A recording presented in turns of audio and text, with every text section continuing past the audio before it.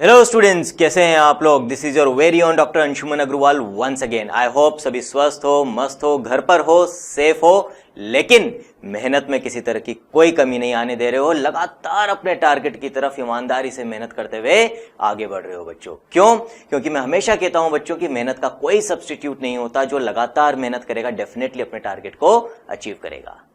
अब बच्चों, आप में से काफी बच्चों की ये क्वेरीज आती रहती है कि सर, क्योंकि आपने 12th के साथ in the very first attempt NEET को क्रैक किया था, उस समय हमारे समय उसको AIPMT बोलते थे बच्चों, and that too with all India rank 196।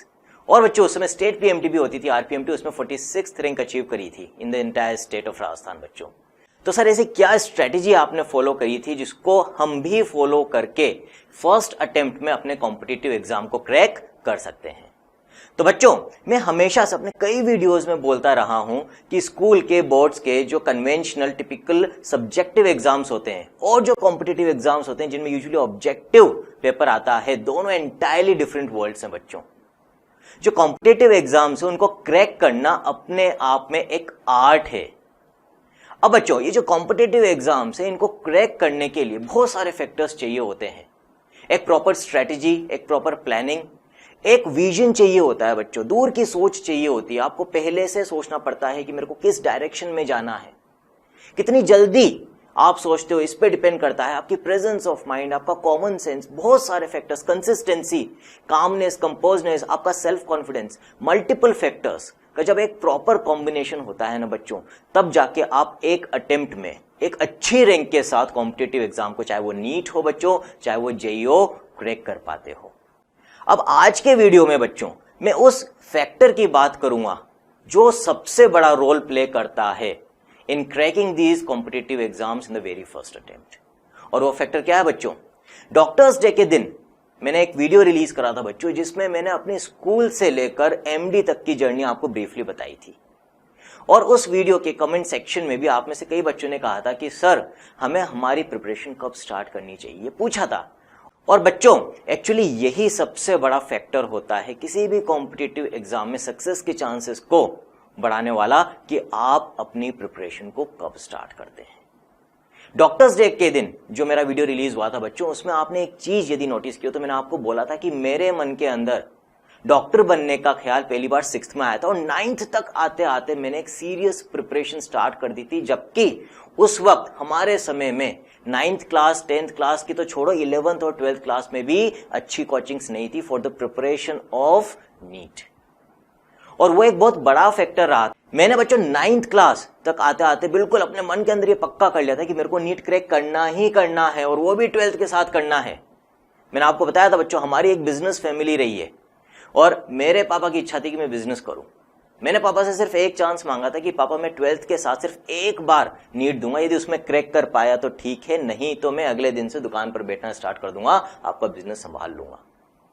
लेकिन बच्चों, क्योंकि मैंने एक प्रॉपर स्ट्रेटेजी, प्रॉपर प्लानिंग, एक सही समय पे शुरुआत करी थी, इसीलिए मुझे कॉन्फिडेंस था कि मैं एक ही अटेम्प्ट में नीट को क्रैक कर लूंगा, और मैंने ऐसा किया भी सही। तो बच्चों, सबसे बड़ा फैक्टर क्या है कि आप शुरुआत कब करते हैं।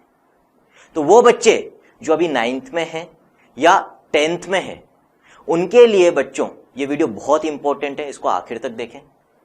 जो बच्चे अभी 9th में हैं उनको तो मैं कॉन्ग्रेचुलेट करना चाहूंगा, यदि आपने अभी ये डिसाइड कर लिया है कि आपको आगे चलकर क्या बनना है और उसकी प्रिपरेशन स्टार्ट कर दी है तो ठीक है बच्चों। क्यों? क्योंकि यदि आप 9th में प्रिपरेशन स्टार्ट करते हो तो आपको पूरे 4 साल मिलते हैं बच्चों। और बच्चों, यदि आपने सिलेबस को क्लोजली एग्जामिन किया हो तो आपने एक चीज नोटिस करी होगी कि जो चैप्टर्स आपके 9th के सिलेबस में होते हैं वही चैप्टर्स 11th में डिटेल में आते हैं, और जो चैप्टर्स 10th के सिलेबस में है, most of these chapters come in detail in the 12th class. तो जो 9th और 10th का बेस स्ट्रॉन्ग बना लेता है, वहीं से कॉम्पिटिटिव एग्जाम्स की सोच रखते हुए तैयारी करता है, तो फिर उसके कॉम्पिटिटिव एग्जाम्स के अंदर सेलेक्ट होने के चांसेस बहुत ज्यादा बढ़ जाते हैं बच्चों। और ये फैक्ट है, ये प्रूवन चीज है बच्चों, ट्राइड एंड टेस्टेड चीज है। मैंने भी ऐसा किया, और इतने सालों से बच्चों हम पढ़ा रहे हैं, सारा आंसर पढ़ा रहे हैं, मैं पढ़ा रहा हूं, और हम देख रहे हैं लगातार कि जो बच्चे 9th से ही तैयारी स्टार्ट कर देते हैं, मोस्ट ऑफ दीज स्टूडेंट्स, जो अच्छे स्टूडेंट्स होते हैं, जो पढ़ाई को सीरियसली रहते हैं, कंसिस्टेंसी भी मेंटेन करके रखते हैं, उनमें से most of the students, more than 90% students 12th के साथ अपने अपने कॉम्पिटिटिव एग्जाम्स में सेलेक्ट हो जाते हैं बच्चों। और पास्ट इस चीज को प्रूव करता है बच्चों।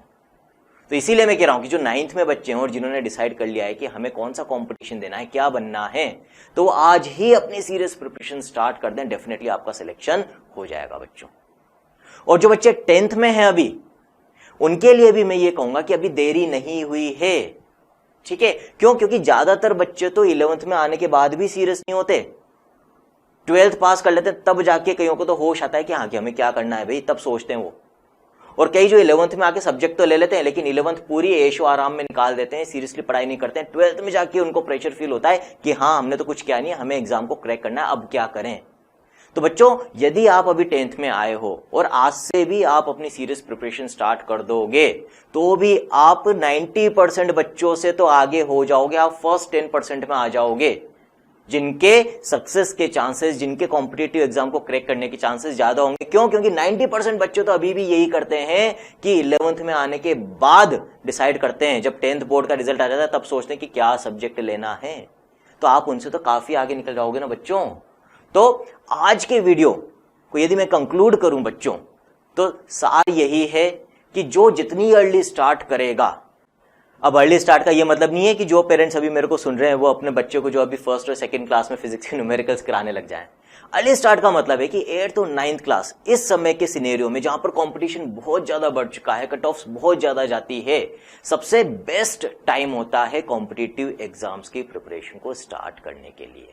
और आज के इसी सिनेरियो और कॉम्पिटिटिव माहौल को ध्यान में रखते हुए, पूरी रिसर्च करते हुए, इस रल में हम डॉक्टर्स की और आईटीएंस की जो टीम है, हमने 9th और 10th के बच्चों के लिए 4 ईयर और 3 ईयर इंटीग्रेटेड प्रोग्राम डिजाइन किए हैं, जो स्पेसिफिकली उन बच्चों के लिए हैं जो सीरियसली डॉक्टर और आईटीएन बनने के बारे में सोच रहे हैं।